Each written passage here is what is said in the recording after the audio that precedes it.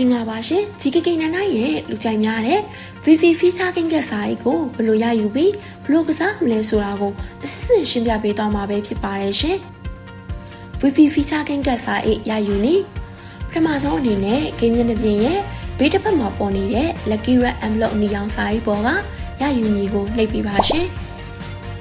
လာမပါအနီရောင်စာကြီးတွေအများကြီးကြာလာပါကစာကြီးတစ်ခုကိုရွေးချယ်ပြီးကန်ဆယ်နိုင်ပါပြီရှင်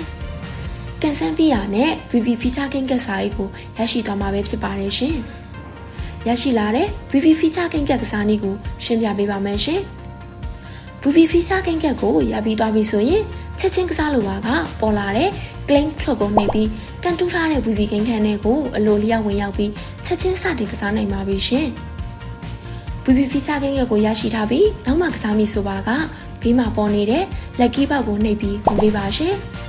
ထို့နောက်ကြောပွေးနေရာကိုသွားပြီး VV icon နဲ့ကိုဝင်လိုက်ရင်ကန်တူးထားတဲ့ VV ကင်းကိုနှိပ်ပြီးအချိန်မီစတင်ကစားနိုင်ပါပြီရှင်